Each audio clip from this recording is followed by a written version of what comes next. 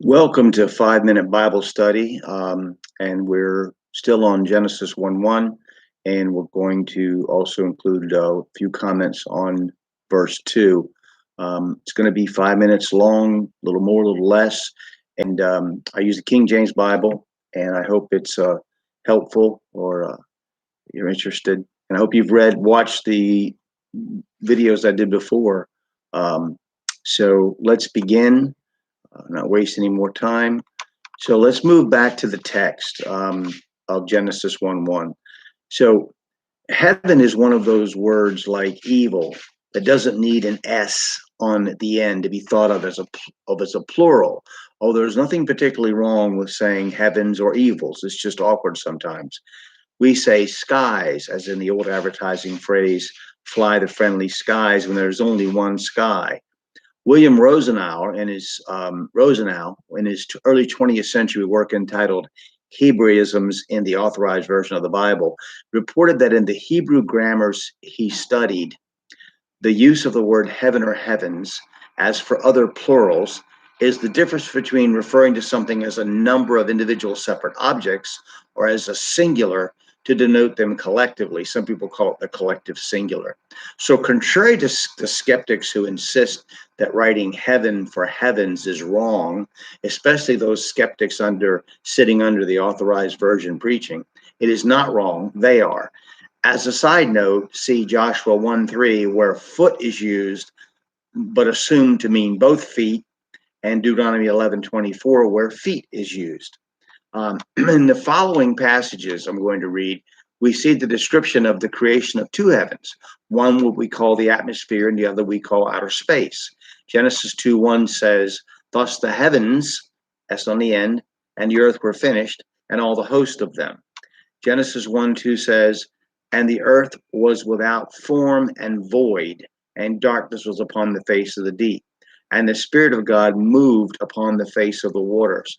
To define without form and void, we cross-reference to Jeremiah 4 to see how the Holy Spirit guided that prophet to define the phrase.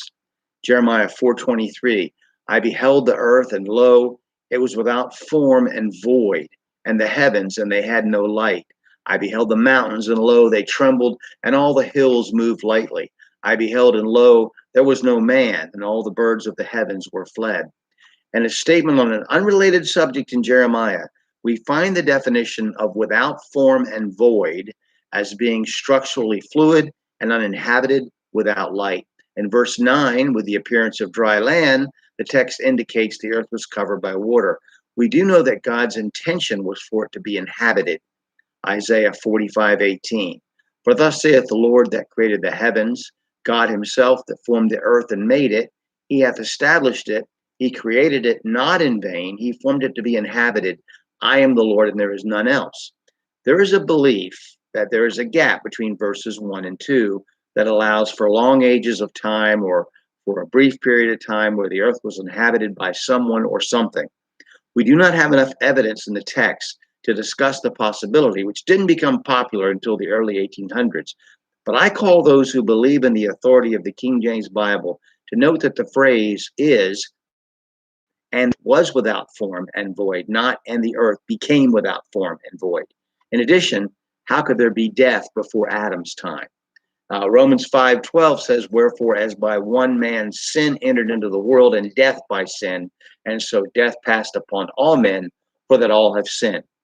Now, there are some commentators who insist that animal life died in this period, but mankind had not been created yet. However, Romans 8:22, "For we know that the whole creation groaneth and travaileth in pain together until now. For since by man came death, by man came also the resurrection of the dead." When I get to the word replenish, I will be forced to discuss this possibility further. The word darkness will be used in a spiritual sense later in the Bible, as it is used in a physical sense here. The face of the deep is a reference to the fact that this earth is encased in water, and the face of references the surface. The sea or ocean as a distinct body of water separated from land has not been formed yet. In Job 38, the phrase is used in an argument God makes to Job about things on earth, the things in the furthest reaches of space. Water is present in the universe. In the Orion Nebula, enough water is produced, scientists estimate, to fill the Earth's oceans every 24 minutes. This water is not necessarily the same kind of life-giving water we have on Earth, though. Even if they're guessing wrong about the amount, the evidence still remains that there appears to be a great deal of water out there.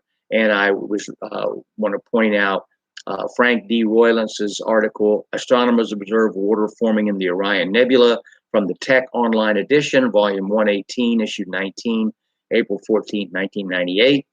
And Justine Alford's Water on the Rosetta's Comet, Different to Water on Earth, in IFL Science, December 11, 2014. We will discuss the Spirit of God moving upon the face of the waters next time.